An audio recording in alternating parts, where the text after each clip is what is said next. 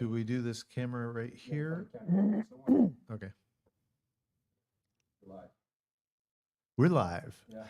Good afternoon, Mountain House. I'm Brian Harrison with Mountain House Matters. You are watching MoHoTV live stream, and we are back. We've been off for a little while just because life's been crazy busy.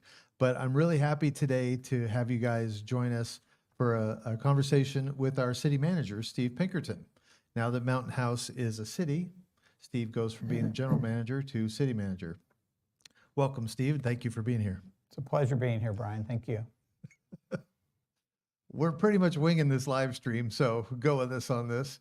What we wanted to do is bring Steve on to talk about a lot of the new things that are going on, both as a city and just because Mountain House is Mountain House and there's a lot going on and a lot of new development. We want to talk about some potential commercial rezoning going on, proposed retail developments, and some new residential projects that are happening. And mostly, largely, we want to let you know if you missed the emails or the social media posts, there is a community, what are we calling it? It's on here. Forum. Community Development Update Forum that's happening Tuesday night, this Tuesday, August 20th at 7 o'clock at Town Hall. This will be an opportunity for residents to be involved in the discussions of what's happening and to be more fully informed. If you can't be there, you can watch it. It'll be on the Granicus site. Is that right? Yes. But not a Zoom thing. No, just on our live stream that we have with all the council meetings. So if you just go to the district's website and you go to the board meetings section, you can just click on it when it's live. You just go to board meetings and the date and it'll be there and you click on Just it live. like, Right, and on the invite, I think we put in a web address as well. there is a new web address, although your CSD one mirrors onto it, right? Yes. I was happy to see that did that so seamlessly. It just goes there. So, but it's mountainhouseca.gov. Right. Is the actual website now. Yeah, all cities are required to have a .gov address, so we've got ours now. So let's talk about the cityhood thing.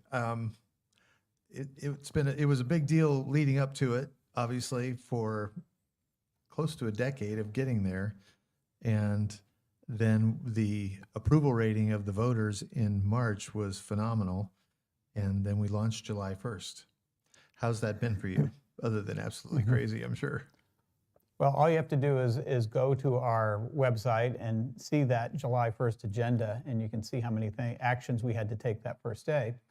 Even though the majority of the things that we do as a community, we were doing as a CSD, doing them as a city, there's a lot of subtle differences, plus taking on land use and additional police authorities is a big deal. And the council had to approve, like, what was that, 100 measures or 40 measures or something? It was, a lot of it was done through a consent item, though, too, right? Right. We had about 31 items that had multiple actions related to each one of them. And some of those were just interim actions. You know, when you're brand new, you can't sit there, roll up your sleeves and create a municipal code the very first day. So for the first 4 months, you take an action to say, okay, we've got 4 months to then incorporate our municipal code, which will essentially be a combination of what we already had as a district and then adding on some of our additional authorities. And so between now and November 1, we just default to what was the district code and some of the county codes. So there's a lot of little detailed things like that that can be incredibly time consuming. A lot of the, like I like to say, the underneath the hood things that we have to deal with. You're like the swan that looks like it's floating peacefully on the top of, with the legs going crazy underneath. That's correct. And then there are these transition items from the county that we have to take over as well. And then there's a lot of little things like just setting up for building inspection and setting up for traditional zoning enforcement and code enforcement and things of that nature. There's just more things than we can even think of. You know, this coming to the front counter and being able to get a building permit, all those things that we had to be ready for on day one. Which all ties into land use too, right? Correct. Yeah, land use, you know, particularly for local government, land use is one of the largest authorities that most cities have, along Along with public safety, land use is probably the other most time-consuming thing that we do. And so while we're only adding, say, 20% to our responsibilities, we're probably doubling the types of items that are very time-consuming. And it's at a time where we've got all this other growth going on, where we're continuing to become a larger city with more older facilities, more things to maintain. And, you know, we've been slowly growing our Parks and Rec department as well, and all the things that go along with that. But there's also a lot more to go, which I'm sure we'll be talking about in the future. It's a lot. It's sort of hard to know where to focus because there's so much. Khalid, maybe you could go to the mhmatters.net site and look at the paper. I wanted to brag a little bit on we did this special Cityhood commemorative edition of the paper that it just seemed to me that it needed to happen because this was a big deal. So we were able to focus on just citydom. It was cityhood. Cityhood. It was a lot. It was a lot more than I anticipated doing, and actually it sort of threw my deadline schedules behind. So the August issue is about to go to press, and then we'll double back and do September pretty quickly too. You could scroll that up a little bit so you get the whole page in there.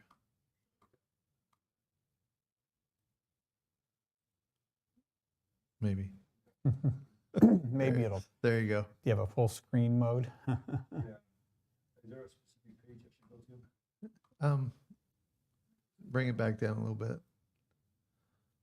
Probably, yeah, let's start there. Start there. So you should have gotten this in your mail. If you didn't get that in your mail, you could let me know.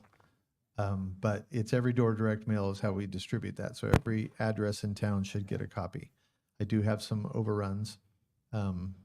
And we'll be selling those for the highest bidders. No, I'm kidding. We have them for free. They're just there. A commemorative edition. The commemorative edition. Yeah, maybe we'll get them autographed, and then we could auction them off for charity or something. Mm-hmm. Probably not. I don't know. Put them in a new time capsule, right? Indeed, yeah. My original copy is in the time capsule at Town Hall. So, as you know, you were here. Steve, you just celebrated your 5-year anniversary of being our general manager / city manager. It seems like that's gone really quickly. Sometimes it seems quickly. Some days it doesn't. Just like any job, but I guess so. It's been a great experience. Well, yeah. Not often you get to be part of a cityhood process. You know, as we've talked about, there's been half a dozen cities this entire century that have been incorporated in California, and there's only a handful across the country that get to incorporate every year. So it's definitely a once in a lifetime experience. And it was important that if we were going to try to actually do it, that it succeeded. So to have, what was it, 92% of the voters approved it?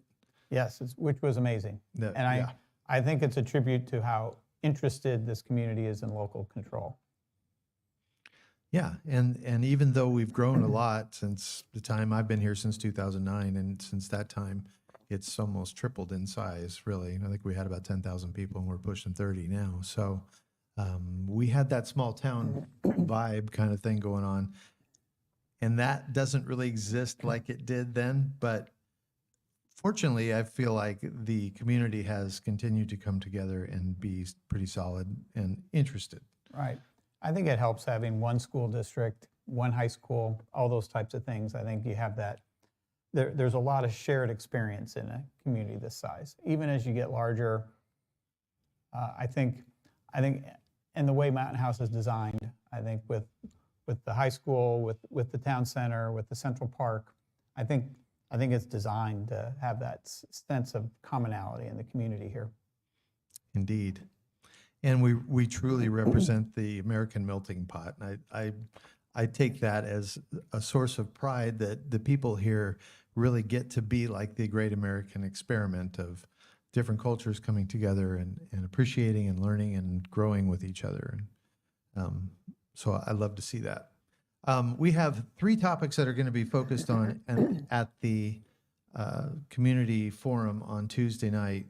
You'll have an opportunity to learn about potential commercial rezoning that's happening, proposed retail developments, as well as upcoming residential projects, which all of that, there's a lot. So I think you're probably going to have to spread out the time one of the things that the city council members requested that you said you're working on is to develop a map so we have a visual representation of how much commercial land there really is in Mountain House. And I know that we've had a conversation or two talking about how really the way that the world has changed since the original plans were put together in the 90s, we have an overabundance of commercial. Is that safe to say? That's safe to say. There was some real optimism back in the 90s that being so close to the Bay Area, that this, I think both Tracy and Mountain House really aspired to be the next, Pleasanton, Dublin, Livermore, tech office parks and things of that nature. And it's a challenge, particularly the last 5 to 7 years, where you're seeing actually more consolidation in the tech industry and in industry in general, where you're seeing this combination of offices and work at home. We're certainly seeing a lot on the work at home side, but the offices are remaining over in the Bay Area, unfortunately. And so we have to acknowledge that reality. And I think commercial development in general has changed a lot. On the industrial side, there was this hope that there would be a lot of these smaller to mid-sized manufacturing facilities, just as you see on the building to the east of Wickland. There was this hope that we could get more of those smaller manufacturers that were getting pushed out of the Bay Area as the tech industry was taking that over. And the reality is that most of those uses are moving, now that we're a very high-cost home area. The people who work in those types of businesses really can't afford to live in South San Joaquin County, so you're seeing more of that moving to the 99 corridor over in Stanislaus County in that area. And then on the other hand, the other big demand in industrial now is for these huge, large format distribution centers, and they need 100-acre sites, and most of the industrial sites, we have one site north of Byron that would meet that criteria, but the vast majority of our industrial land is set up for these smaller incubator and small manufacturers, which there isn't a demand for at this point in time. I guess in theory, you have, even if people can't afford to live right here, they could still come to a job that is on this side of the Altamont, that they don't have to cross into the Bay Area. So there might be some hope for that, right? There may be, but I think we're even finding in our recruiting for employees for the city that we're seeing more interest to the north, up Byron Road into Contra Costa County than we are in the rest of San Joaquin and Stanislaus County, because there's so many other intervening opportunities for those people for jobs. And so I think that's the challenge, is that, as you know, once you get over to anywhere on the 120, your commute battle isn't just when you're coming over the Altamont, it's the 20, 25 miles before you get to Mountain House as well. That's getting to be a challenge these days. This is true, yeah. Because, when I came here in 1994, originally there were 15,000 people a day going over the hill. Now it's over 100,000 people a day. And Wow. You look at the amount of growth we've had in San Joaquin County during that time, and most of it's related to that commuter population. So there's a heck of a lot more cars on 205 and 120 than there was in the past as well. So 94, there were only 15,000 cars going over the Altamont every day? Yes. Because even then, as I recall, I lived in Walnut Creek at the time. That 580 stretch through Livermore and Pleasanton, Dublin was already impacted. And then they expanded the freeway, but there's been so much growth out here that it's, Right. if anything, it's worse than it was then. Well, in those days, you still had some growth in Livermore and Pleasanton, creating a lot of that traffic. And don't forget that Brentwood contributed to a lot of that traffic as Over well, Vasco. not just over Vasco Road coming in. But more of the traffic, I think, was self-generated within the East Bay at that time. But really, other than Dublin, starting in the mid-90s, Livermore and Pleasanton really put a complete cap on development, which is why everything had to come out here and to Brentwood. Livermore in particular. Livermore in particular. Well, Pleasanton as well. Yeah. And Dublin's really slowed down at this point as well. So this has been going on for over 25 years. I mean, we didn't have any residents in 2000. Brentwood between 1991 and 2006 went from 7 to 40,000, and they're up over 60,000 now. And the North Livermore specific plan that they looked at in the late 80s could have contained all those people, that Livermore made the decision that they were not going to accommodate their share of the growth, even though Pleasanton generated all those jobs.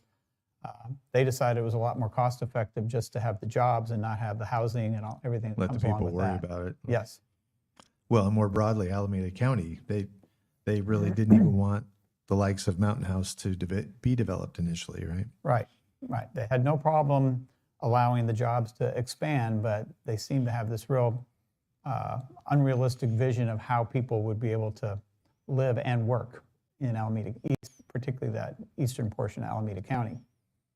And we don't have a state that says you have to do something about that. I mean, they're starting to finally have that discussion now, but Kind of late. there's 40 years of undersupply of housing that we're suffering from. I think 1986 was probably the last year that there was enough houses built in the state to meet the demand. Which is why even as they build new homes here and the prices go up and even the interest rates have been up, I guess they're coming down now a little bit, but the homes still sell because there's Correct. such a demand for it. Correct. And if we don't sell those houses, River Islands and Tracy Hills and other places are going to be selling those houses. Manteca's got a lot Right, going on too. Manteca's got a lot of sales too. So whether we build or not, the traffic is going to continue on Grant Line 205 and all points in between. So let's talk just a little bit about the projects that are going on in town now and coming up very soon. I know the Creekside has been happening pretty quickly. Right. If you could put up the map, the project map, that might be helpful. The one, when you go down to the one that says, a little further down, where it says, right there, it's hard for me to read that far. Project list and map. Project list and map, and then click on that map. Oh, there you go. And that gives you a good idea of all the ongoing projects. We'll probably start in the south, and then we'll finish with the north because there's more items of interest going on. So Okay, let's talk about so you can College see Park. in the south, in College Park, first of all, before I get into the housing, it's probably a discussion for another time, but Delta College is going to have a bond measure on the ballot in November. Measure K, I just heard. I think that was the right letter, yes. I was looking, there's a bunch of measures this time Yeah. from different parts of the county. And that measure is just under $600 million.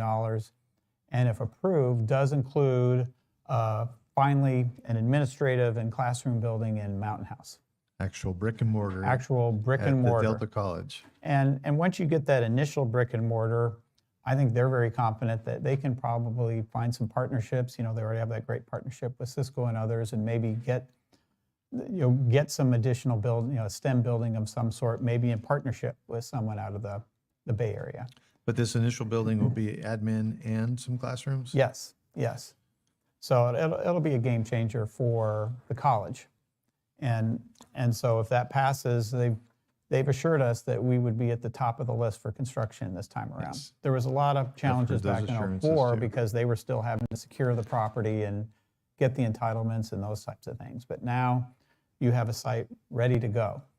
And so that's a big deal in College Park. And of course, the other thing in College Park we'll want to talk about at a later date because it's beginning to start getting more granular in detail, and that's the Valley Link project, which, as you know, is going through all its kind of environmental processing and getting to the point now where they have to start looking for the other $1 billion+ that they need to build the first phase out here to Mountain House.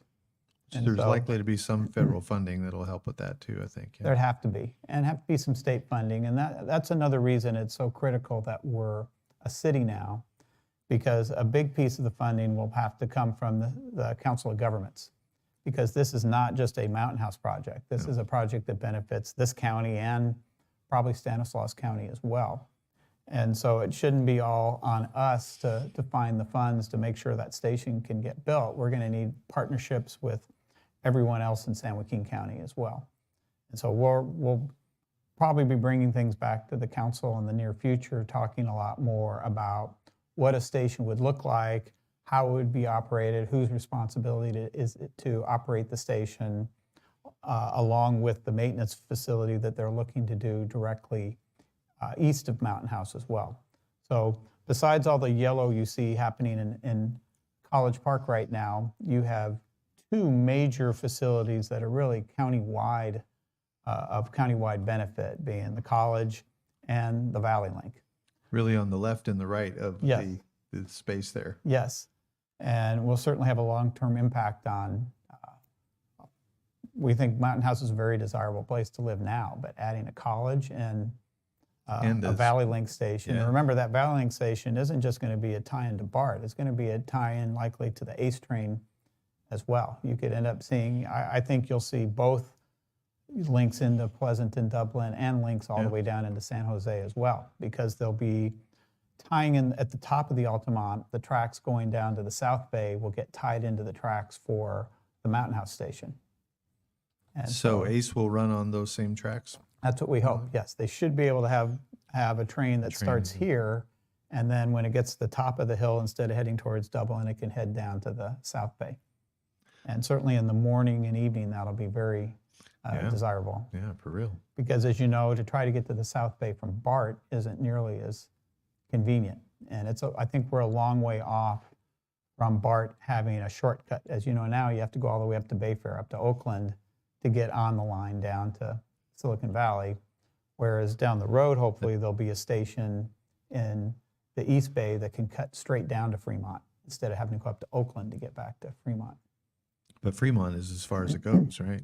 Well, but they've Right got all now. the extensions going right now, they? so It's working on heading there. yeah, it's working on heading there. That's not in theory, that's in reality, that's going to be happening.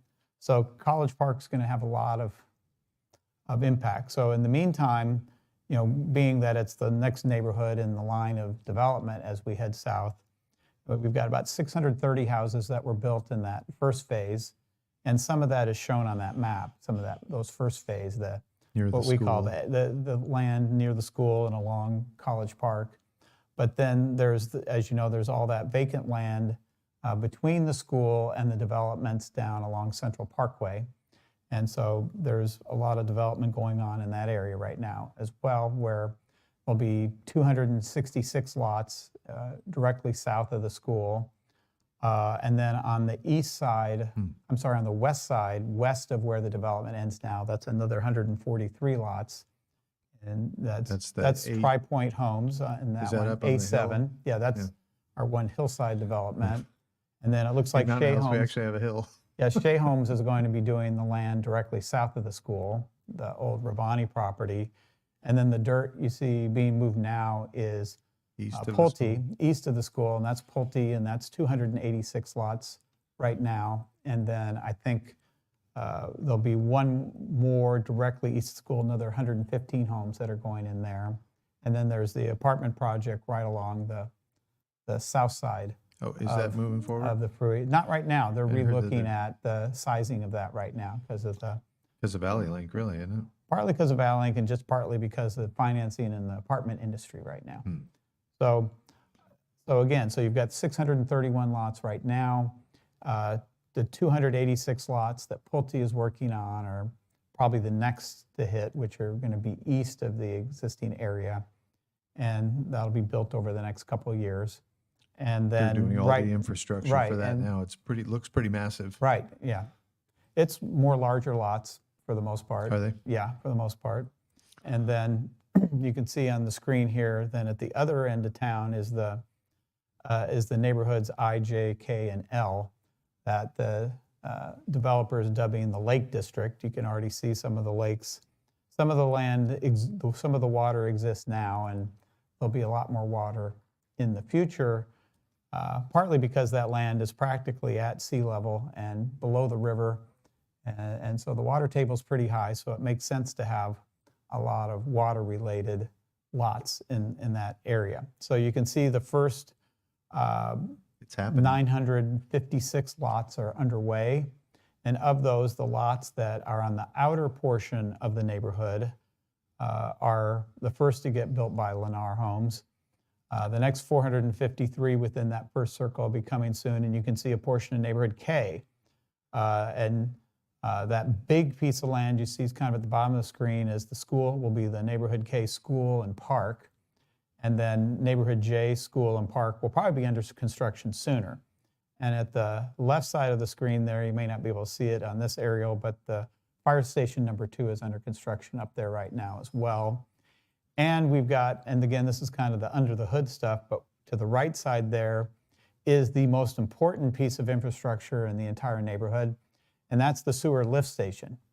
Because the rest of If you don't town, have that, you've got nothing. the rest of town flows downhill to the sewer plant, so it's just gravity. But this neighborhood is lower in elevation than the sewer plant, and so it's got to have a lift station to get it back to the sewer plant. And by the way, we're hoping to have the sewer plant expansion completed by the end of the month. The good news is nobody knows we did that because you can't really have interruptions in service when it comes to Yeah. a sewer plant. And frankly, we didn't do a whole lot of publicity on it either, just as they're doing the project. Right. It's not the most glamorous thing. That's right. But we basically now have enough sewage treatment for build out. The builder came up 5 years ago with a very good design that made it easily expandable as the community expands. The water plant probably still has one more significant expansion to do, but the sewer plant, we're done with the majority of the work out at the sewer plant at this point in time, or we will be by the end of the month. And in fact, we've got staff moving out there next month as well. Our maintenance yard and all will be out there instead of at Town Hall. That's a big step. Right. And let's see, some of the other projects shown on here, the Langston homes, I think they've got about 20 houses left in Langston. I think Briar Square is completed.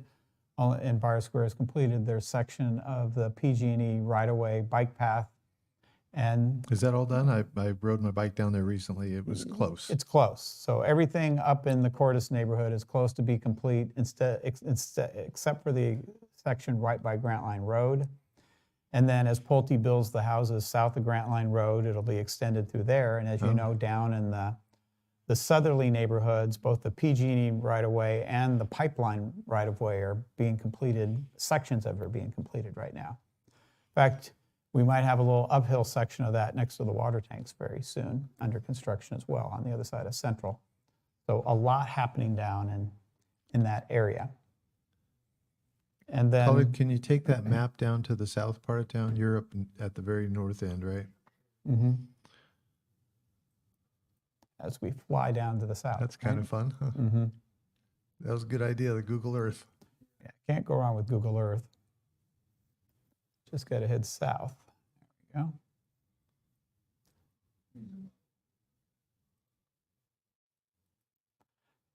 Yeah, you can There see, you go. as, you know, as we're Pull out talking the about the market area, you can see that everything north of that river is in what's called the primary area of the delta. So none of that essentially can ever be built on. That's all dedicated to farmland and to the delta permanently under the Delta Protection Act.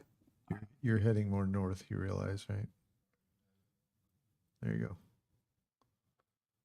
So that's the bridge to nowhere, and then Right. The bridge to nowhere come should be down. open fairly, as most people know, the bridge to nowhere is being used a lot for construction traffic now. yes, yes, there was just a big street building machine that turned left on Main Street the other day and got Well, that created truck its- wasn't even supposed to be in town.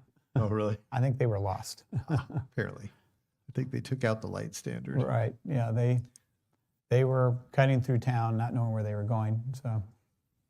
It created a big buzz on Facebook for a while. Yes, it did. And their insurance company will be around for quite a while resolving that one. No doubt, yeah. Yeah, one of the reasons that the bridge was built so early is, anytime you're crossing the railroad tracks, it's a very long process. So when you get a permit from the railroad, you don't wait until it's time to build, you just build. Just do it. Right, and so that's why for the last 10 years, MHD has been looking to get the crossings at Mountain House Parkway and Great Valley Parkway, and they're very close now. And so I anticipate they get those permits later this year, and then next spring they get started as quickly as they think? can on both of those. So ultimately, there will be a crossing at Great Valley, and there'll be a crossing at Mountain House Parkway. Those will be the two ways in, other than the bridge. Correct. And Mountain House Parkway will connect in to that neighborhood north of the bridge there. Right, and then the current crossing at Henderson and the one at Wickland are going to be closed. Correct. Because So they'll reroute the traffic to Bethany. Yes, the Bethany will be extended over to Mountain House Parkway at that point in time. Because the railroads have made it clear that you can never increase the number of crossings, only net zero or decrease. Well, I know the Henderson one gets used a lot, but the one at Wickland is a trap for big rigs, and they get Yes. trapped, they get stuck on that all the time. So that's Yes. probably not a bad thing to close that one. Yes, even though those areas are not yet annexed into the city, back when the county was actually the board of directors as well, they decreed back 25 years ago that the county roads within the master plan, even if they weren't annexed yet, would become the maintenance responsibility of the CSD and now the city. So that's actually part of the boundary goes all the way down to Wickland there? It doesn't go all the way down, but the county has decreed that those roads That's are our responsibility. Yes, How nice. yes. And so we've tried to do what we can to keep those roads maintained, but up until and that was one of the things I didn't mention, probably the other big thing as a city isn't just having this access for the ValorLink dollars, but for all road maintenance dollars. Right now, as an unincorporated area, you have to get your dollars through the county share of this countywide sales tax. Once you're a city, you get your own share of that sales tax. And we're then part of the council of government. So not just for some of these mass transit reasons is that important, but we'll get millions a year towards road maintenance that we weren't getting in the past. We get some now out of the property tax, but most of it is these sales tax dollars and state gas tax dollars. Well, and just to maintain a lot of the upgrades of the roads we have, you've sort of had to dip into other funds a little bit to cover that till now, right? That's correct. So even though there's a lot more responsibility as a city, there's also a lot more revenue streams to draw from. Right. And that's why we were able to get through the fiscal analysis with LAFCO. The reason they allowed a vote was we were able to demonstrate that even with the additional cost, the additional revenue would offset that.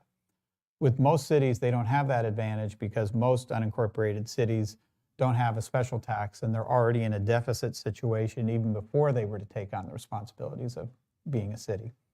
But because we were created after some pretty severe budget cuts in the early 90s, from the time that the master plan was adopted and they started putting together the financing plan, the county made it clear that Mountain House had to be 100% self-sufficient because in the early 90s, the counties statewide lost about half their property tax back to the state, and because of the state's obligation for funding schools.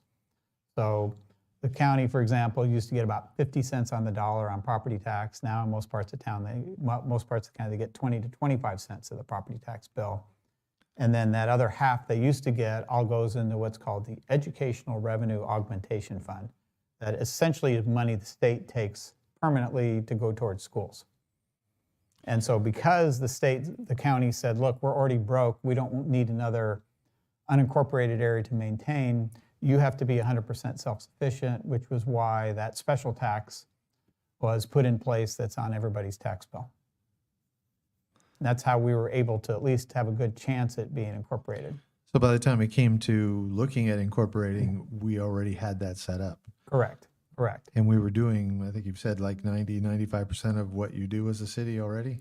Right, other than the complete law enforcement and planning, and a lot of the planning and building is cost Land recovery. use, Yeah, not all of land use is cost recovery, but a good chunk of it is cost recovery. So yeah, we didn't take on a lot of huge new obligations on the existing taxes, but part of the deal was when you become a city, you do get a little bit more share of the property tax because you're taking some additional cost burden off of the county. So for example, while we pay for as a CSD, we paid for all the police officers who are here, or sheriff's officers who are here, but we didn't pay for all of the overhead for all the folks back at the main office that are doing the paperwork.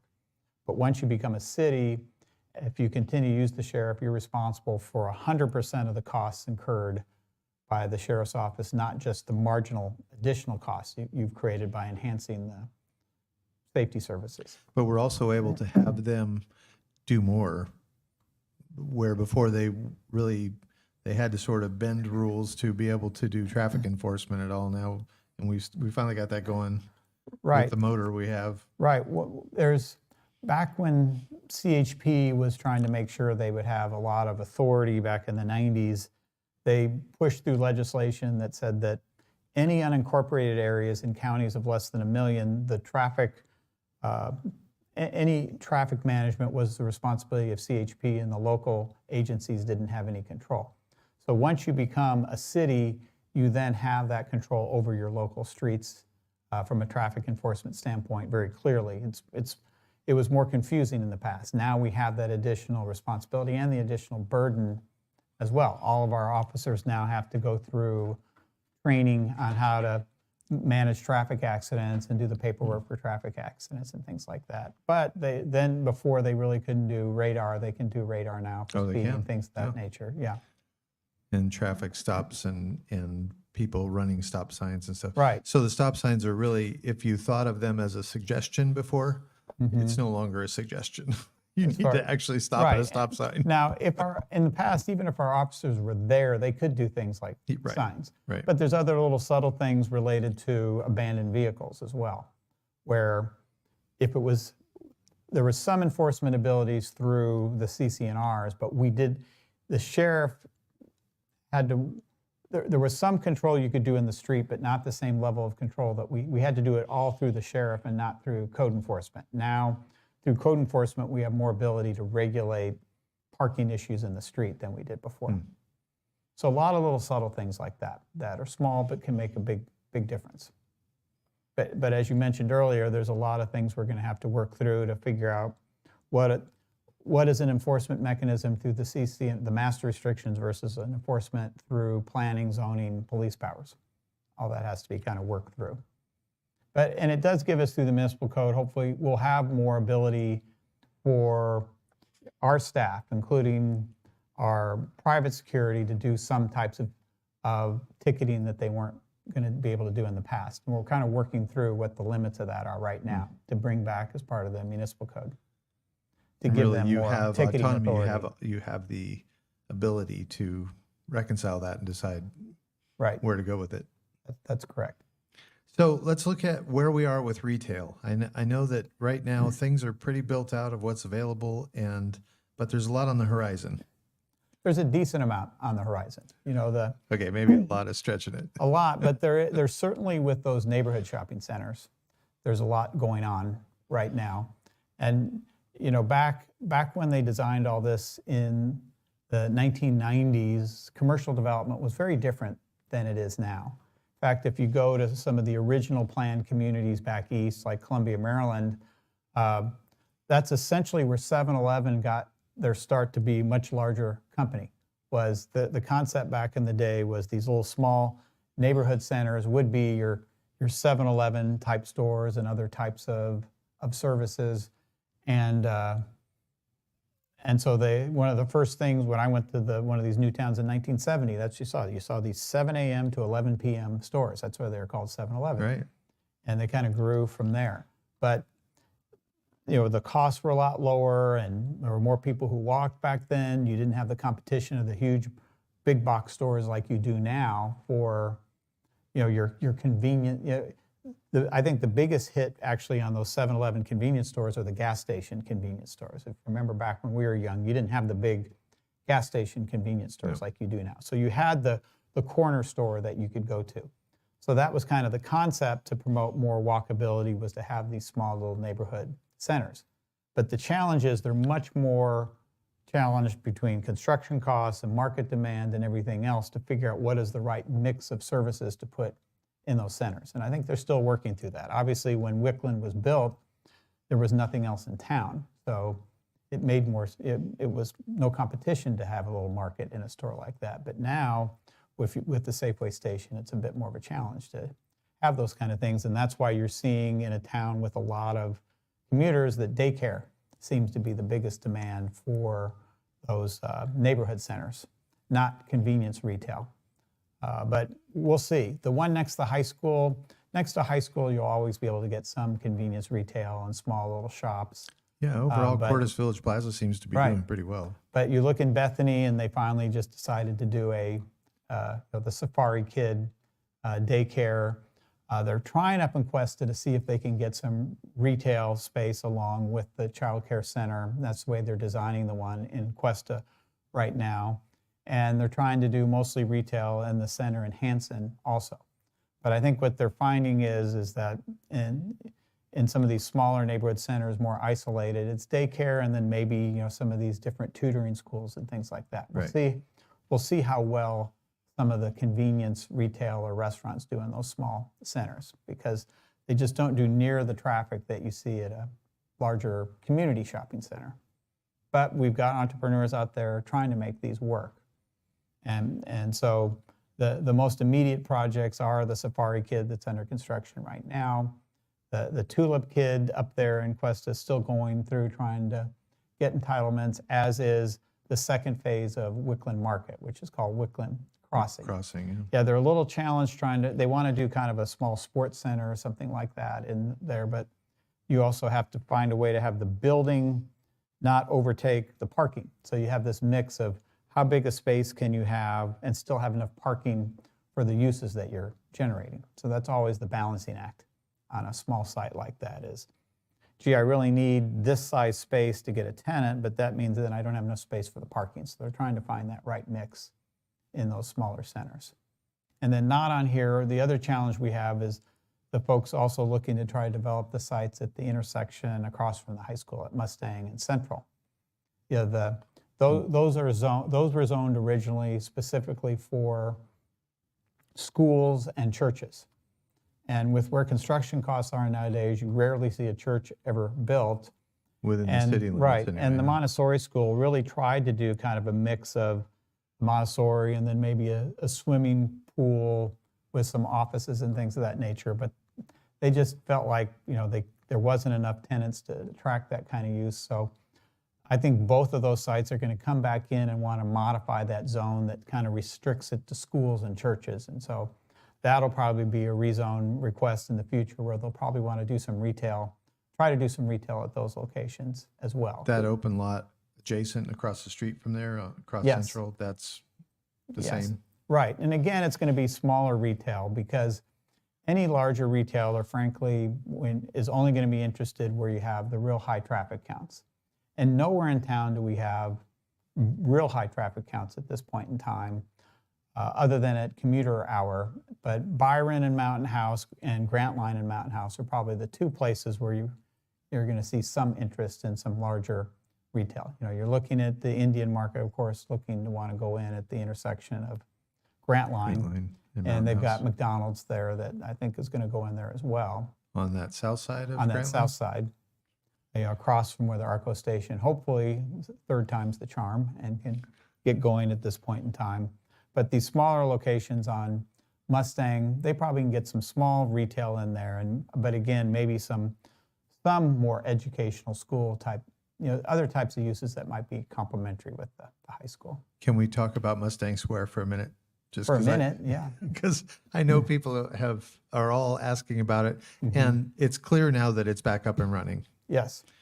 We had a thing I did a little spot in, I think, the July issue or the June issue that because I had gotten a hold of, I saw some activity there and I called the contractor, the engineering firm, Apex, listed on the fence and spoke with the gentleman there.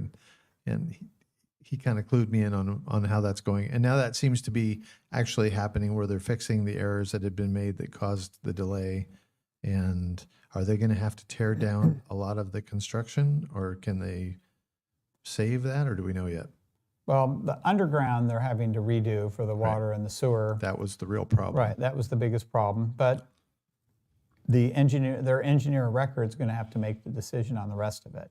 I think they're assessing that at this time. But right now, as I think we mentioned, or Jody mentioned at the meeting the other night, the real focus is on just one step at a time. Let's get the underground in place, then let's assess next steps. But they seem to be very anxious to move forward. And the estimate was just even less than 6 months, it might be? Or is that optimistic still? Maybe by spring, it might. Yeah, it depends on winter weather, but they've got a lot of the concrete poured, but not all of it. But the important thing is to get the trenches all closed up before rainy season, and they're on schedule having all to do of that where it's functioning properly. Right, Yeah. right, and then maybe hopefully paving some so they can get plenty of work done on the buildings in the winter. So hopefully you'll see a lot of progress in the next couple months. 2025 is going to be a big year for a change and things coming together, because at least the plan, as I understand it, is Valley Link is supposed to be starting in 2025. I don't know if that means our station, probably not. I think in 2025, you'll hear a lot about the planning for the station and how it'll be constructed and operated and those types of things.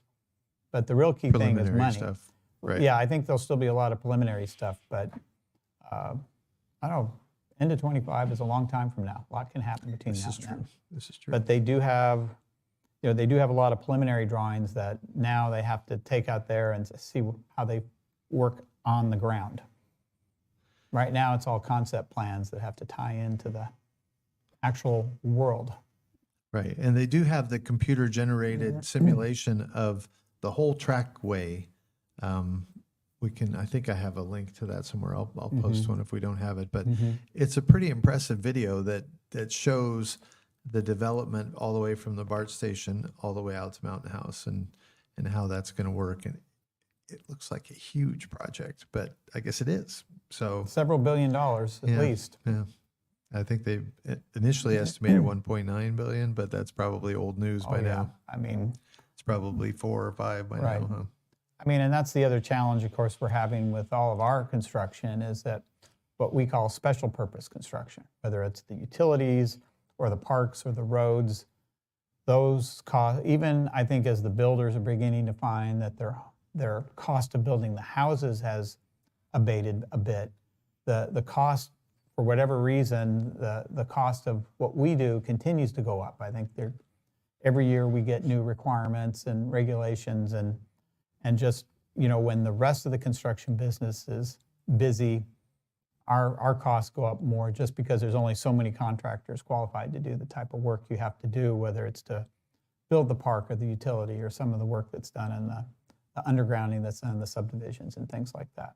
And we are hoping to get dirt moved by the end of the year on both the park the park next to Costa School and hopefully the next phase of Central Park, we hopefully will have a groundbreaking this fall as well.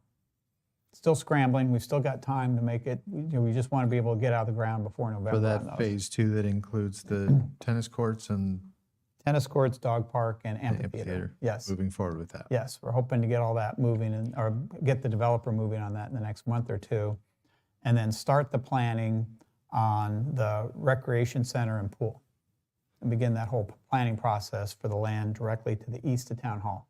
I know the developer is anxious to do that. Yes, he is. So that's good. Yeah, and you can go online. Tracy's got a very impressive project, but theirs is amazing. 88. What I think they thought was going to be 30 or 40 million is now $88 million for the project they're doing in Tracy. But that's a much larger. I think it's 3 full basketball courts and all these other amenities and a lot of amenities in the park. We're looking at 1 basketball court plus other adjacent exercise facilities and things of that nature for the first phase. So the Tracy one is very aggressive. But they're also about 30 years behind in building that. We don't want to get 30 years behind. We want to get it done now. They're also a much larger community than we will ever be. Right. So, yeah, they're just under 100,000 now. Yeah. It's crazy. Things have grown a lot. And Tracy Hills is growing up too. So I think you hadn't asked about north of Byron, or maybe we did. We talked about that. Well, we first touched on it, neighborhood. but I think right. that's where we kind of are ready to go to. Right. Or do you want to go into the commercial rezones? Maybe we should do that. Yeah. Yeah, and I think you've got the one map that shows the 3 locations for the commercial rezones I sent in that PowerPoint.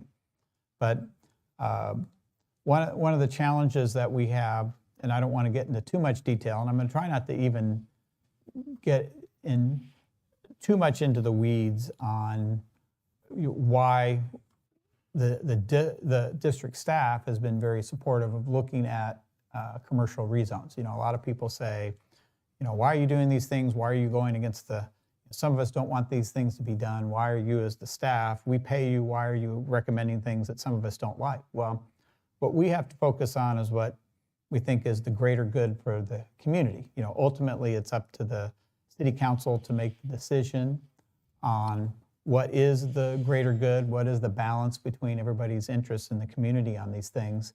But what we'll be presenting as staff is the challenge that we have. Back when we were doing the incorporation, we had to do this fiscal analysis, and part of that analysis is projecting your future revenues.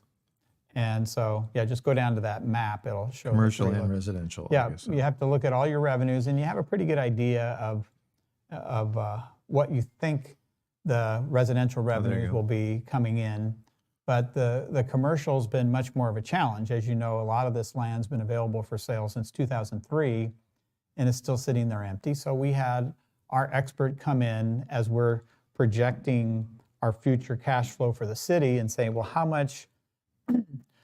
much commercial development should we expect to happen in the next 10 to 15 years? Because, you know, we're doing 10, 15-year cash flows to look at the feasibility of whether it makes sense to incorporate or not. And one of the things that came out of that analysis was how little market there was for all of the commercial and industrial land and retail land that we have in the community. And The world has changed. the world since has they did all changed that. a lot.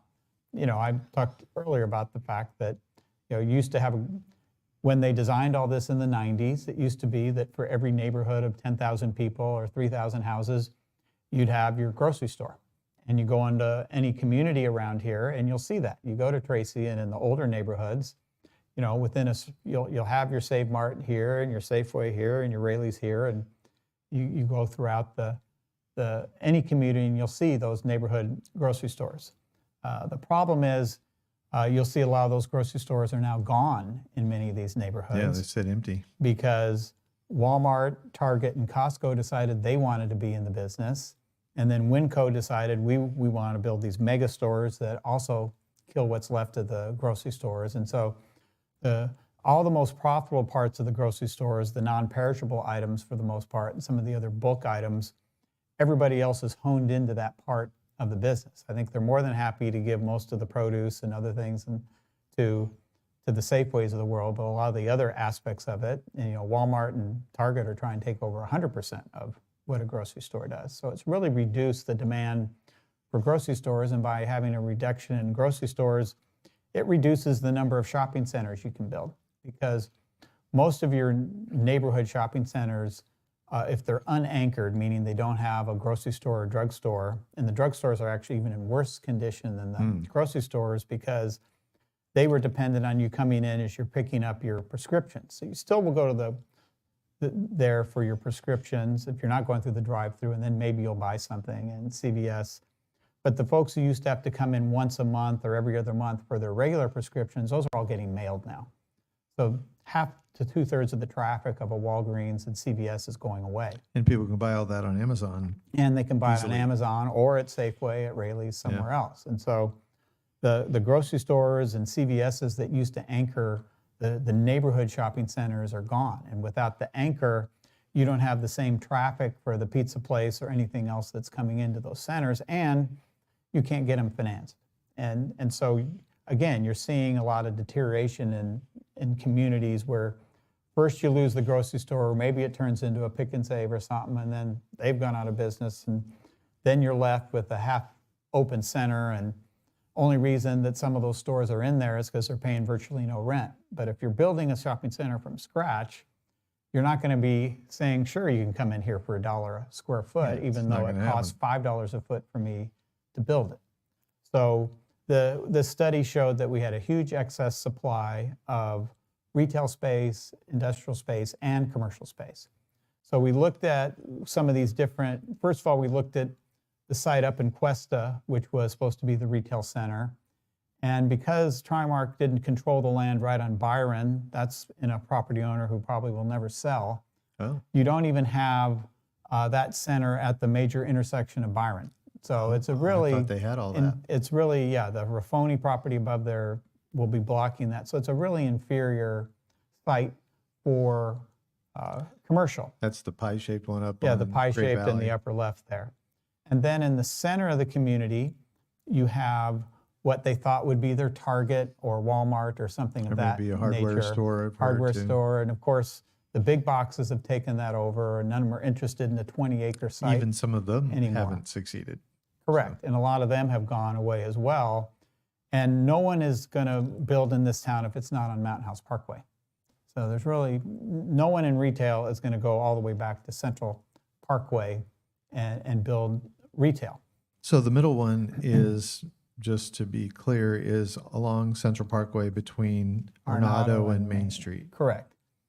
And again, in 1994, that was a perfectly logical place to assume you were going to get some kind of neighborhood anchor, kind of thing. yeah, some kind of, probably not a grocery store, but your hope would be maybe to get a Walmart. But back then, a Walmart or Target would be half the size of what it Yeah, would they're be not now. the super Walmart Right. scenario And- with the grocery store and all that. Right, and I remember in Stockton, even with Stockton, which is 4 times the size of our eventual build-out, when they finally built their second Target up there at Spanos, as a city, it's private information, but cities do get the sales tax numbers for the stores. Those are things we can't release to the public.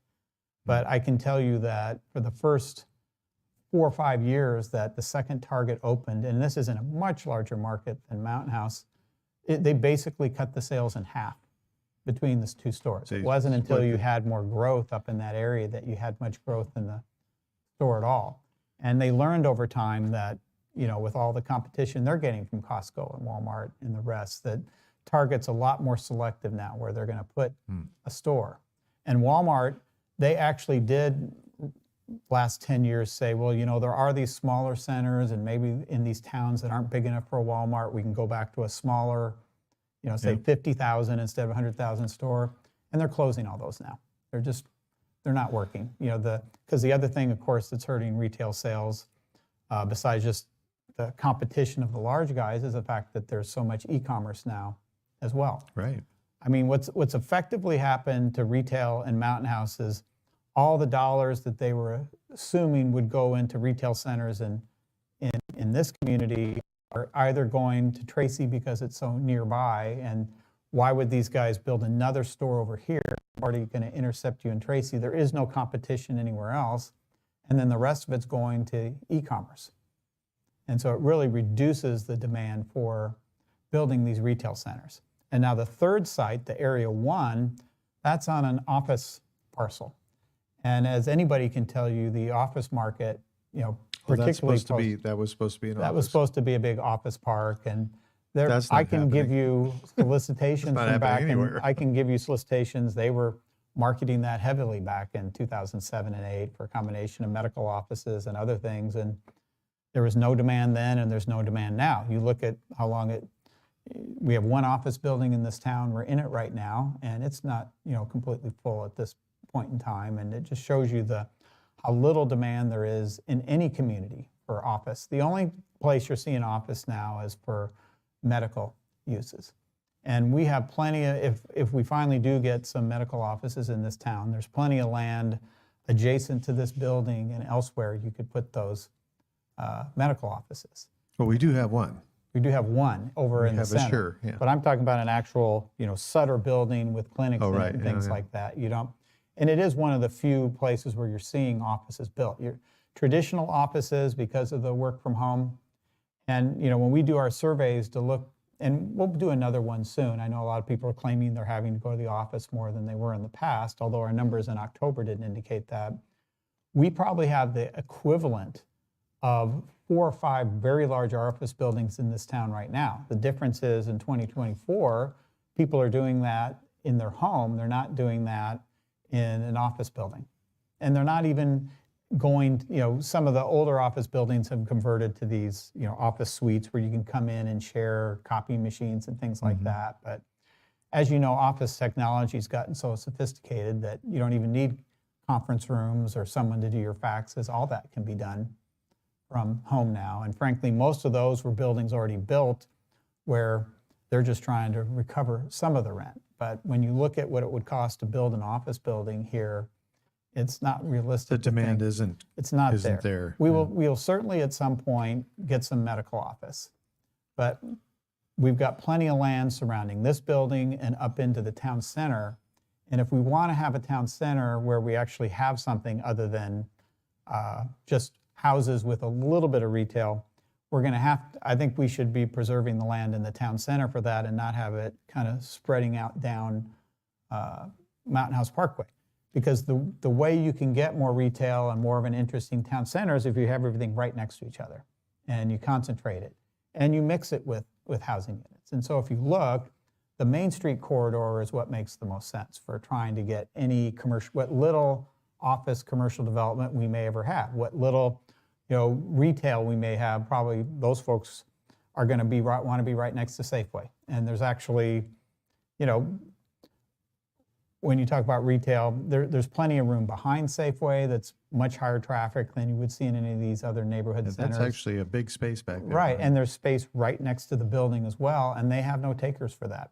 And right across now. Grand Avenue right there, you could do a bunch Right. there too. And there's commercial space that's going to be available just north of Byron as well. In fact, there's some retailers that only want to be on what they call the go-home side of the street. And so there's some retailers that feel like the north side of Byron is probably superior for some uses than the south side of Byron for, because you can turn right all the way along the center, whereas going home on the other side, if you're going up Byron, you can't really turn left except at the intersection to get into Safeway because of the nature of They've kind of Byron. set it up Right. so you go a specific way. Right. And so, I mean, that's why the Mustang Square developed before the other side of the street. Most the retailers like being on, certain sides of them. They like The being on go-home side. That the makes go-home sense. side. But actually, the go-home side in Byron would be that side. But the go-home side is the south side down at Grant Line Road. But they think all the get your gas in the morning is going to be on the north side of the Oh, I road. see. So it's a different animal each one. But we've talked to lots of retailers, and they're very lukewarm because there's so much out there already. Even as you get down towards the freeway, they're like, it's all warehouses and there's already a lot, there's already the gas station, for example, going in Tracy south of 205. So there's a I think real there's going to be a dearth. retail center across the freeway as well. Right. So if you go to the slide that shows the acreage, and we'll be updating that one, go down a little bit, keep going. So this slide, this tells you a little bit about how much commercial space, and again, we did an analysis of this, and then the county had another third-party analysis to confirm what our consultant had looked at. And they were in complete agreement on what the demand was for retail space and commercial space and industrial space in this area. And what this shows you is how much recommended commercial office space that there would be, and none of that recommended amount would be diminished by these projects, whether on the office or the retail side. You can see this has no impact on those neighborhood shopping centers, and it certainly reduces our community commercial. And even taking out those two centers, there's still an excess supply of community commercial space. And that's not including the mixed-use space that we have in the downtown area. And this isn't impacting the freeway commercial either, which is probably where there's some Even with the demand. expansion of Central Park, the ultimate phase 3, I guess it would be, Right. of expansion of Central Park, there's still a lot of commercial space to be had there as well. Yes, yes. Probably The whole town center's got a arguably lot. more than what we're ever going to need. Exactly. I don't think, we can build another 2 Safeway centers in that area right now, plus the land that we have north of Byron that centers could be Assuming built there's a on. demand for it, I guess. Right. But to have the rest of these commercial centers, and I think I would argue from an aesthetic standpoint, anybody who lives along Central Parkway probably likes the fact that we've got all those houses facing out on Central Parkway, and it's got a good neighborhood feel. And it would certainly imagine putting some large retail center right there at Central and Ornato.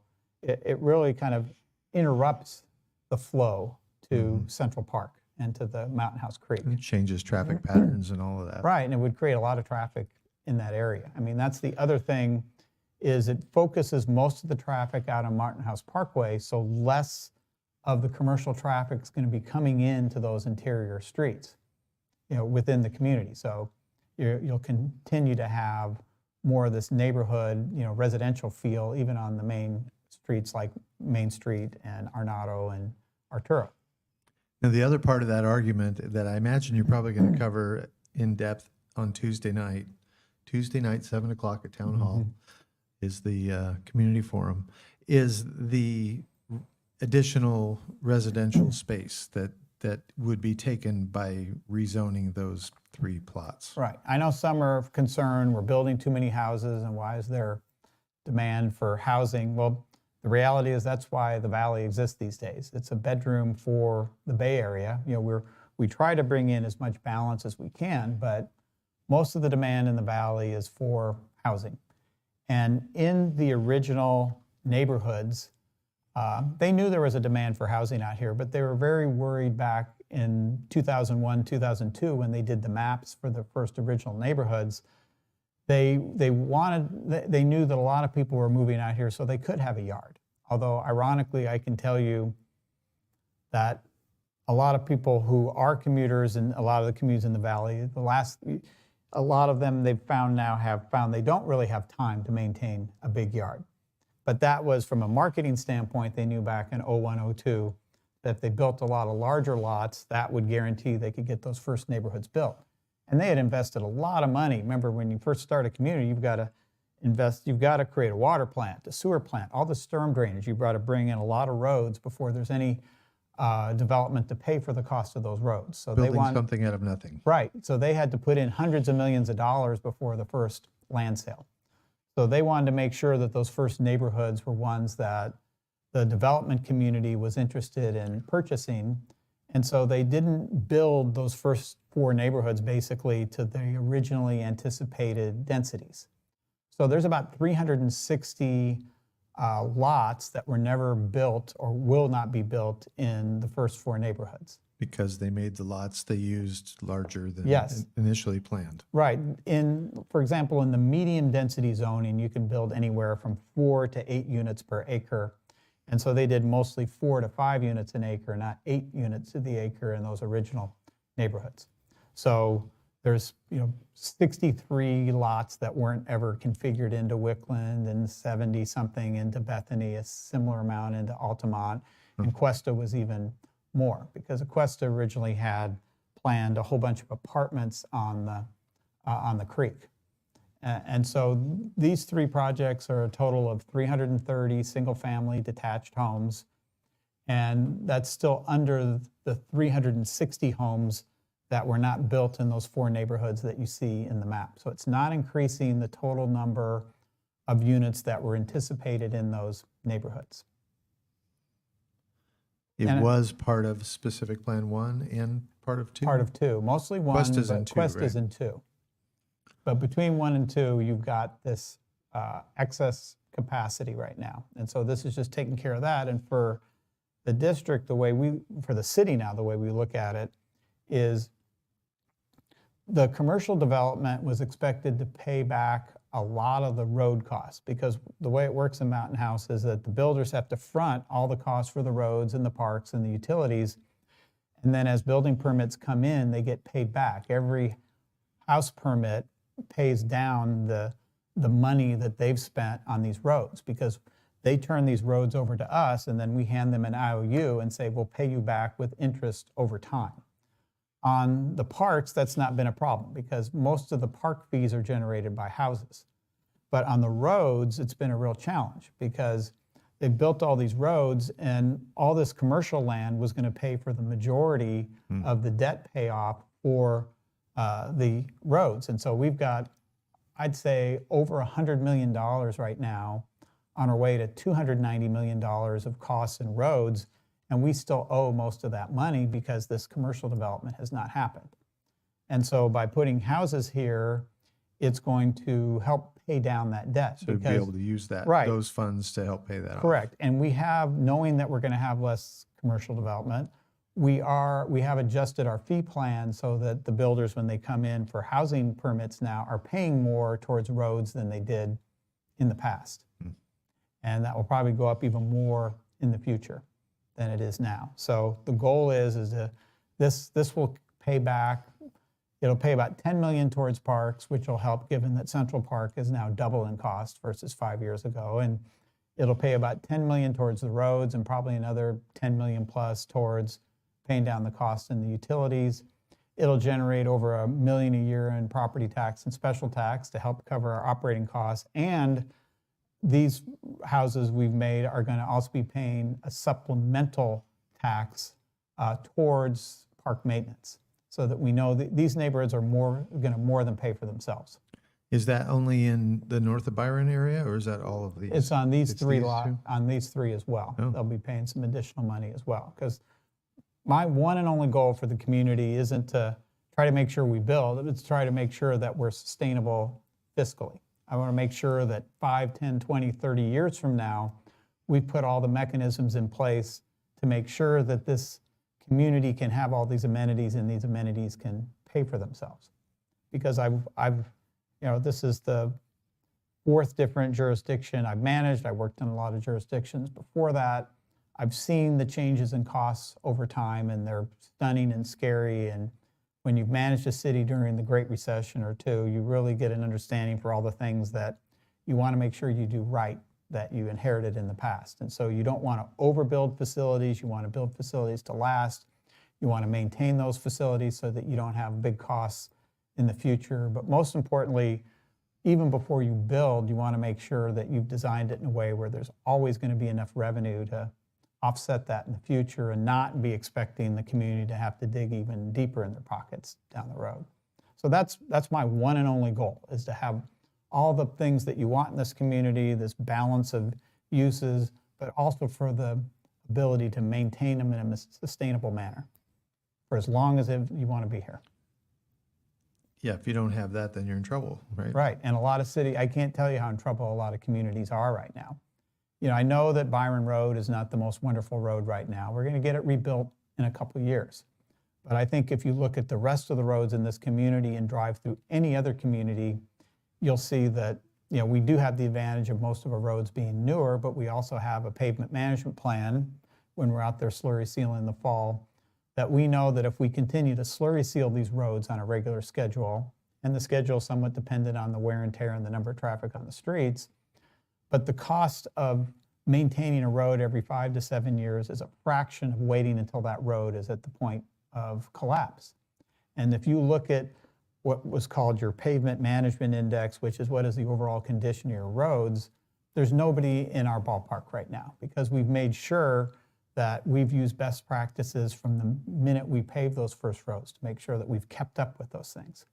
And we want to do that with all the rest of our amenities as well.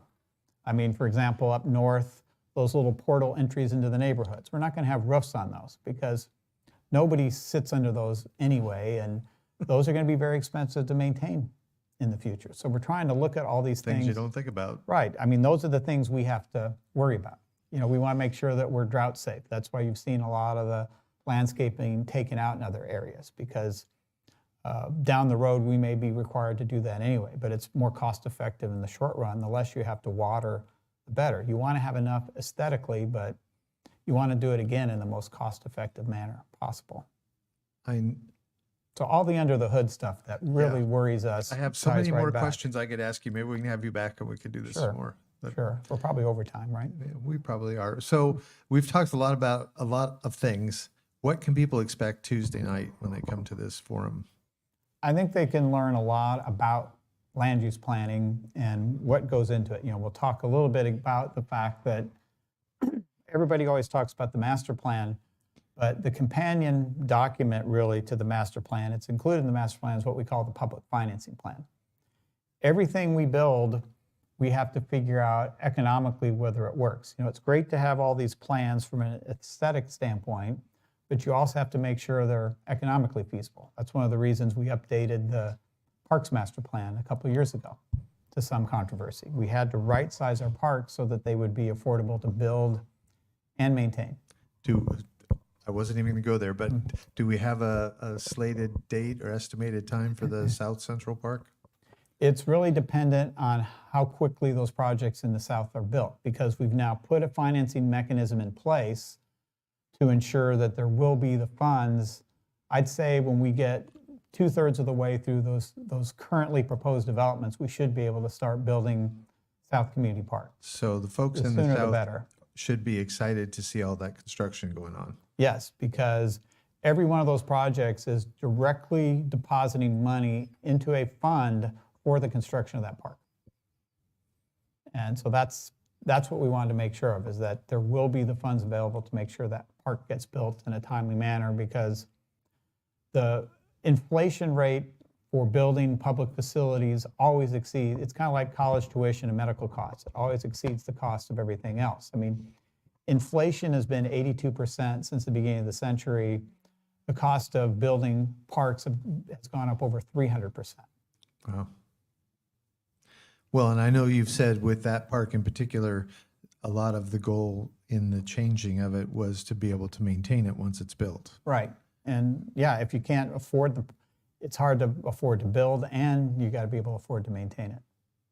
But we think it's going to be just as good a park at 24 acres as it was at 31 acres, if not better in a lot of ways. So we've covered a lot of ground. I'm sure there's lots of questions. I actually have a question, if that's okay with you. Yeah, please. Yeah. Okay. Let me see if I can. From the crowd or here. your question? Yeah, my question. So, Steve, thank you for the great presentation. Great. I learned a lot just from going over a lot of different things. As you can see from the picture here, I have Google Maps open here. Let me put it up on the screen. So we are right here at this building here at 230 Sterling Drive. And this is Area 3, correct? This is the one That's we're talking Area about? 1. Sorry, Area 1. Okay, Area 1.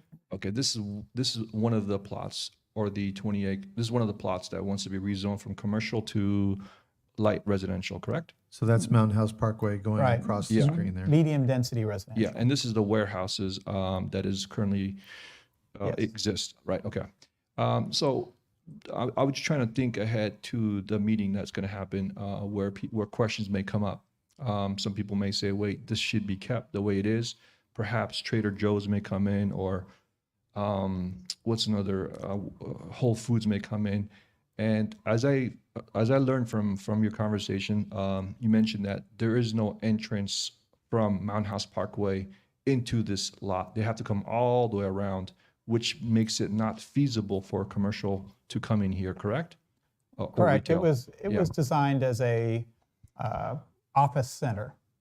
Not, that was not one of the intersections that was identified for retail, because that's not a major intersection like Byron or Grant Line Road. Got it. Okay. And then the other area, which is going to be, is this one here, correct? By let me see, Central. Go up actually, a little bit. Yeah, more. next to the apartment site. Oh, okay. That more near one is where they're building is it Vita? Yes. The Vita Yes. The townhouses. next 172 units. And you also get a good feel that directly north of those apartments is really the beginning of the mixed-use zone across from Town Hall. That would go down Main Street. Right, backing up to it. Right, backing up to the apartments. Got it. Okay. So originally, just for me to get a broad perspective of what you just mentioned, originally Mountain House in 1994, the master plan kind of worked. Its intention was to serve, to bring affordable homes for people from the Bay Area and to accommodate those needs. But as the world moved forward, Amazon came, DoorDash came, a lot of things disrupted that pattern. Is this why the amendments are coming through, Steve? Just to kind of accommodate the new change that we experience now? Right, there's just been a radical change. And if you go up to North Natomas in Sacramento, if you go to where the 80 and 5 meet, you have that huge center there. And originally, none of that was allowed. It was all this, originally going to be this concept of small neighborhood grocery stores, but even back in 1999, they were just saying this isn't realistic anymore, that the future is in these large concentrated centers. And what happened here was that center went north of 205 and Tracy to serve this region. Before we even built the first house, most of the retail here was precluded by all the development that was under planning and under construction in Tracy. Back in 1994, it was very different. They were building the mall, Walmart was there, and that was it over in Tracy. And the feeling was, from the 1960s to the 1990s, your market areas were much smaller that could service retail. Now these market areas are much larger. And so it's just adjust to the times. And certainly the e-commerce has been kind of the final nail on the cost. The e-commerce and just the increasing construction costs have really kind of wiped out future development. The big thing you're going to be seeing is In Tracy, you're going to see a lot of repurposing of the space because it already exists. Yeah. Here, you're not going to see the space because you don't even have the space. And Nobody's going to build can't- it if it's not going to get filled. You know, folks have said, well, why don't they just reduce the cost of the land to get the development? They could reduce the cost of the land and it still wouldn't be enough. Just to give you an idea, for the, when CalPERS finally decided we're going to have a Safeway no matter what, now some of these costs they'll recover over time because they'll be building the rest of the shopping center. But to get Safeway built, they had to build Grand Avenue. They had to make all those improvements on Byron Road. They had to put utilities up in that area. And so they spent over $9 million on infrastructure just to prepare the land for the Safeway Center. They got $2 million from Shea Properties. And For Shea the- for the Safeway, for for the the land, center. for the center. And Shea will tell you that if it had been 6 months later when construction costs went up, they wouldn't have paid $2 for the site, much less $2 million for the site. CalPERS probably would have had to put $12 million into the land before anybody would buy that land. So the only major shopping center we have was at great cost to the home builder, but the home builder realized that at some point you've got to have that amenity. It's essentially a loss leader, and none of these guys are interested in doing additional loss leaders at this point in time. We have our basic services now. Right, this was the basic. So maybe once every 20 years there'll be a loss leader, but that's about it. Well, and I've kind of felt like once north of Byron builds out, you've got 4,000 more, 5,000. 5,000 more residents. And Right. that should be able to sustain the Safeway shopping center. Right, the Safeway Shopping Center in As long as they hindsight, can survive that. yeah, time. in hindsight, from a market standpoint, it was probably built 10 years early. But to the locals, of course, you think it's 20 years late. Right. But from a We market, were hearing for years. Well, at first it was 3 to 5 years, 3 to 5 Right. years. And then it was 5,000 rooftops. We hit 5,000 rooftops. And they really did start trying to make it happen at that point. they did. It just took a while. The problem is that first you had this change to the box stores stealing their business. And then as they were finally getting in there, then the second thing that happened are a lot of the ethnic markets started taking a lot of their business away as well. And then third, you had e-commerce. And so the combination of those, and then that final step was the construction costs went up, beyond what was economically feasible. So it's a real tough road. These smaller little neighborhood centers, those don't have to have big anchors. It's not, it's a small enough dollar amount that someone with very patient money can make one of those little small neighborhood centers work. But, these larger projects where you're into the tens of millions of dollars, that's not patient money. No. And Steve, I have a aerial footage of Safeway here, shopping center. Does that bring Mountain House enough tax revenue to hire additional police officers, or what is the benefit? How much tax revenue is it bringing in, or is it bringing anything in at the moment? Well, as you know, that most food sales are not subject to sales tax. So you might get $60,000 a year or so, and don't quote me, but I don't have the numbers, but that's typically the rule of thumb for a 60,000 foot grocery store is maybe 50 to 60,000 a year in sales That's it, tax, huh? because most of it's not taxable. The gas station probably does an equivalent amount, if maybe not more, depending on gas prices from the sales The tax gas generated station, from I gas. feel like, is really the salvation of Safeway being there. Right. But, the rest of these businesses that are generating, if they're really successful, 1 to 2 million in sales, a In-N-Out Burger is about the same sales tax as a grocery store. So, maybe 50 to 60,000. But these other ones, 10 to 20,000 a year, maybe for your interior. They're just there really as a service to the community. We're now going to have a lot of people calling for an In-N-Out. Right. Right. That and Trader Joe's, right? Right. And Steve, the question for this area here, if wants it me does to. become residential and they do build homes, how much could be expected in terms of tax revenue, property taxes from this area here? Well, like I said, That's a good the three on a per unit basis, and that's about 140 houses on that site. You're looking at about 40,000 in SIF and TIF. So, you're looking at about 6-7 million at least in debt repayment. Another 3 or 4 million, probably about 30 to $40,000 per unit for the utilities, for the pay down of the debt for the utilities. And then property tax wise, let me do the math real quick here. So 20% of 0.3, so they 13. So each house will probably pay about we'll make probably about $5,000 per house for operating expense. And these a little bit more because we have that supplemental tax they're paying as well. But just roughly, like that would be $700,000 a year into the general fund and about $15 million into the debt repayment. And they're also going to be helping pay down some of the school debt as well. So probably about $3.5–4 million towards the school district as well.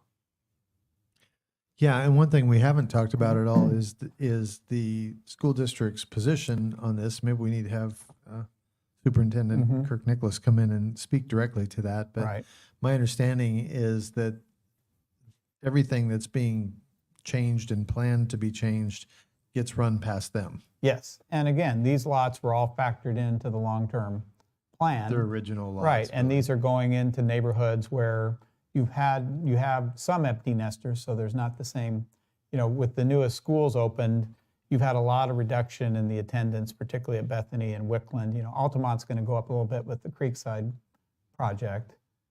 But these two neighborhoods in particular are now older, more mature schools. So they're not as impacted when you add houses into the neighborhood. The big concern everybody has is with the high school, but they're doing a big expansion at the high school right now. And they've got a lot of different alternatives they have as the high school continues to grow. But they're building new buildings at the high school right now. If you go on their website, there's drawings right there on the homepage of their website. And I believe think it's 15 new classrooms. Right. And then they've got the land that was deeded to them. Right, and they've got 20 acres. Another retail center that MHD determined they didn't need was the retail center down there, and the offices. All that's been deeded over to the school at this point in time. And so they have room there. If worse came to worse, they could always build a freshman high school in the future, but I don't think they'll need to. I think if that bond issue passes, there's going to be more opportunities for more kids to take classes at college. At Delta. Right. I mean, I think for a lot of kids, do you want to do 100 extracurriculars or just go ahead and get your AA as a high schooler, which triples Well, they already your chance. have that program. It's and I think very successful. I think that will expand and take some pressure, potentially could take some pressure off the classroom, but you got to talk to the school district. But, but they monitor this very closely. There's a lot of other people who like to project the school enrollment, but they're the experts, and they make we defer to their better judgment on those things. Well, and they're in a position like no other place that I know of where they're having to build a new school every few years. Right. And figure out how to afford that even. So. Right, and neighborhoods I, J, and K, they're working on the design, and I think they're looking to see if they can't pretty much design them all the same because you get some cost savings that way. So the 3 northerly schools, I think, will get built. Again, it's dependent how quickly the neighborhoods fill up. But I think you'll see J and then K within the next 5 years. Do you plan to talk more about all of that development on Tuesday? Yes, a little bit more. Depends where the conversation goes. Yeah, I guess so. I think it's really important for folks to understand the economics of land use, and that we were designed to. The only way we can accommodate all these facilities is that we have to grow build out the master plan as steady and as consistently as possible. And we've had to make as costs change, we've had to make modifications over time. College Park was frankly a huge challenge because, as you know, MHI's financial partner was Lehman Brothers. And so there were a lot of financial issues, a lot of projects that went under. College Park was supposed to be built just like north of Byron back in 2008 and 2009 in that era. And so we've had to do a lot of work on the way to make sure that Grant Line Road got built, that the school got built, all sorts of things to make sure that that project got financed as consistent with the rest of the community. And that's why those rezones were supported by the district. That was part of the financial plan for making sure that the people in that community got their amenities. So I think I know it's always easy to just say no to everything, but the reality is it's important to understand that these decisions aren't made in a vacuum, that you have to have a lot of background information to understand why we really made those decisions. And be flexible enough to adjust to the changes that come our way, That's right. which have been planned. Right. Every one of these, the master plan is not in concrete. This master plan's gone through many changes over the years, but it's never gone away from those basic principles, but there's a lot of tweaking that has happened along the way to meet the current realities. Yeah, real estate's very dynamic. Indeed. And I think one of the exciting things about living in Mountain House for me is that we are growing from nothing. We're creating something that didn't exist. It's not an old community that Right. you're revamping or anything. Right, and it was not easy to get to this point. You know, we butt heads with the master developers a lot, but if they weren't as hard-nosed on their end, and if we weren't as hard-nosed on our end, none of this would have got done. And so it's a constant tug of war to make sure that we get it done right. And ultimately, it benefits them to have the community get built out properly so they can sell more homes too. Absolutely. Our goal is to represent the best interests of the community, and their role is to represent their best interests. But I think there's many times they understand that they've There's got to some look at overlap both there. yeah. I think there's plenty of common ground between ourselves and those out there doing the building. Yeah. It's our job sometimes to remind them of that in the heat of the moment. But I can assure you, behind the scenes, there's disagreements every day where we're making sure that we represent the best interests of the community. And Steve, I had a question. I wanted to read to you the master plan. Mountain House will have an ultimate population of approximately 44,000 people. It will include approximately 16,000 dwelling units in 12 separate neighborhoods organized around neighborhood centers. Is that population still the number we're aiming for, or is it more now? It's gonna be more than that, because it's been and you know what often happens in communities is, as communities are growing and everybody has kids, you always end up with more population. And then over time, these communities mature, and then the kids populate. But in general, out here in the valley, you're seeing more larger families. However, I do think, and there's a lot of data to back this up, that I think these newer neighborhoods, you're going to see, even though you're going to see more large houses, as housing prices go up, family size goes down. And you're not going to see the same student generation that you saw from 2019, 2020 in that time, where the houses were a lot more affordable.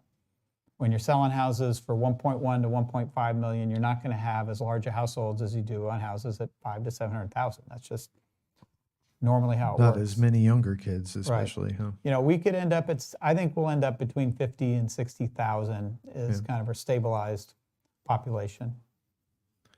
Is there a ratio per how many households per police officer? Is there a ratio that cities use to manage that? Is it like one police officer per 1,000 people? Is there a number that?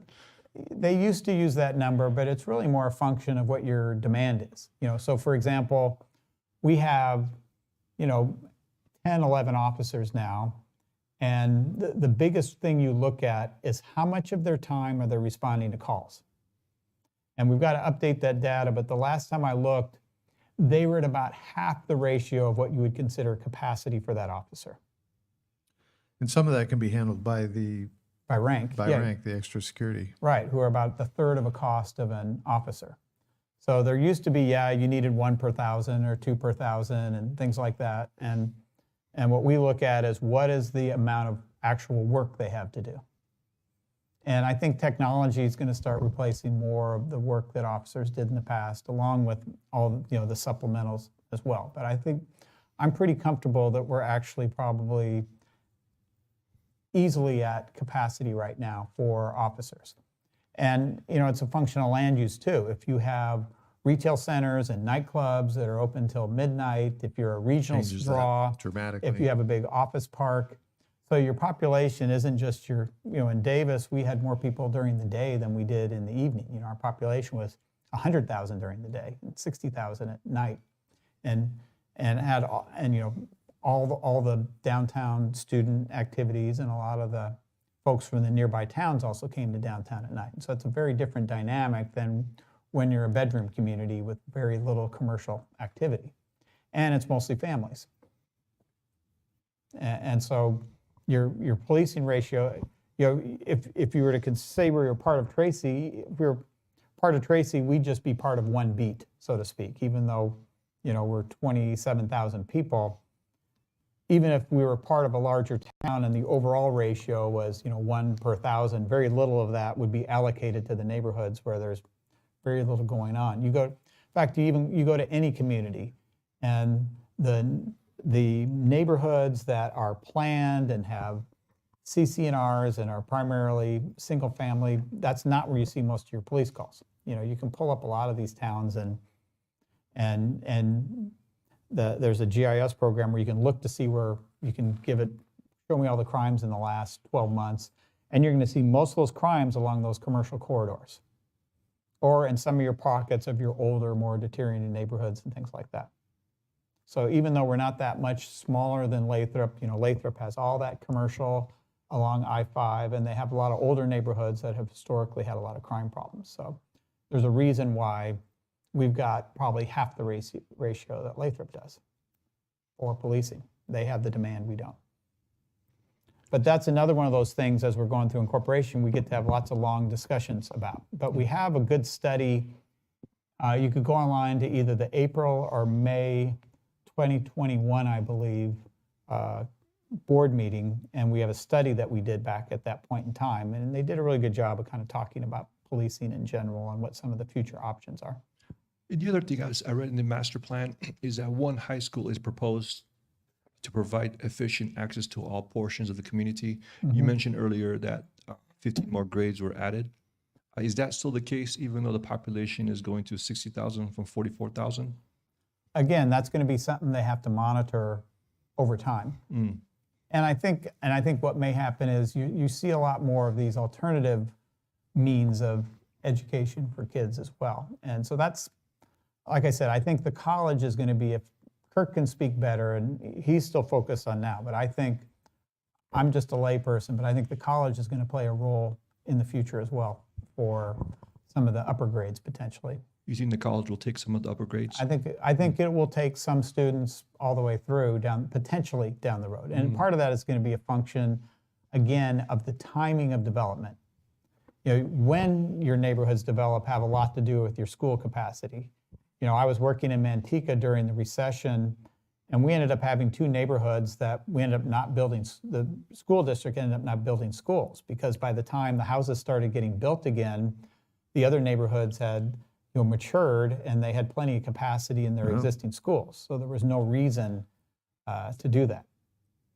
And so it'll be interesting as we monitor it to see how much turnover of kids we have in some of the older neighborhoods. Do we have numbers? How many kids per household is in Mountain House? I heard it was like two kids per household. Do we have numbers for that?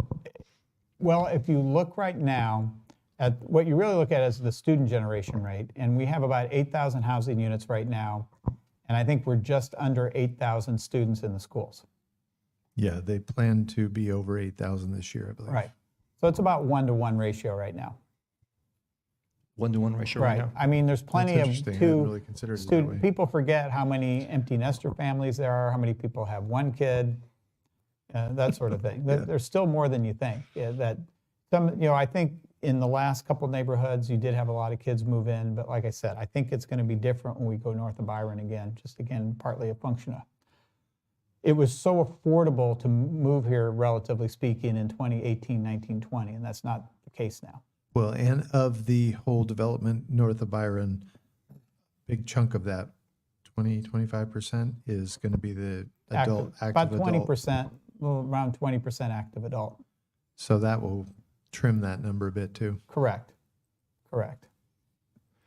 Anyway, Yeah. we've gone way longer than I thought we were going to go. I have no idea how long. I think people are we've gone. enjoying it because they're still watching. They're still watching, Yeah, they're good. still watching. Yeah, they're very Plan curious. now to attend the community forum on Tuesday night. It's a little bit short notice, so we wanted to get the word out. The city has been working to get the word out quickly. There are some decisions coming up, so they wanted to have the community input happen as quickly as possible. So 7 o'clock at Town Hall. Yes. They don't need to make reservations or anything. Nope. If you can't make it, you can watch it on the Granicus system through the website. So And it'll be available after the fact too.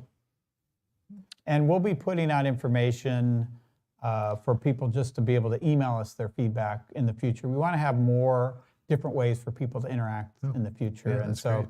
you'll probably have Amanda come and speak one of these days too. She can talk to you about let her some of get the her different feet wet, things. but Some of the things we're going to do to allow more modern interaction. Because we think it is really important that we get feedback and that we're able to give you all the information for that feedback. What do you say for people that do show up but did not watch this video or doesn't have the information to go by? Because I think that may happen to where some people may not even know that you discussed all this information beforehand, and they may come with information they heard from others, which is not accurate data. What do you say for those individuals to come in, with the correct knowledge? Well, I think we'll try to give a lot of the facts up front, and then we'll have a question and answer period as well. Oh, you will give information up front? Okay. Yes, Okay. we're going to have a presentation up front. Okay, that's good. That's good to know. Yeah, this I'm was gonna not go work on intended it to be now. that. This was just really Right. intended to kind of give people a foundation to work from and encourage people to go to the forum on Tuesday. And this is being recorded, so if you do want to go back and watch parts of this or all of it, you're welcome to. It'll be there. Yeah, it's very useful. Yeah. So Khalid Saleh, I want to thank you for hosting us here at Zaytech. You're welcome. And Thank for you for having. running the show over there, Yeah. producing for us, Yeah. directing. I don't know. No, it's amazing what's happening in Mountain House. Just learning from Steve, wealth of knowledge. I was just as he was talking, I was learning, absorbing as well. So thank you, Steve, for you. being here. Appreciate Yes, that. really appreciate you doing this. I know I get to bend your ear from time to time, and it's nice for you to be able to share a lot of that information with people in general. And I hope we can do this again. Absolutely. Ladies and gentlemen of Mountain House, tonight is the not the last one. There's Second one to more. last, one in Second to September. last Music in the Park event. It is Pop Fiction Dance Party. So get your party ready and come on out to Central Park from 6 to 9, right? Right. Setting up right now. Yeah. So plan to be there. It's going to be great weather. Indeed. Thanks again for being here. Brian Harrison, signing off. Good to see you here, and take care. See you Tuesday. All right.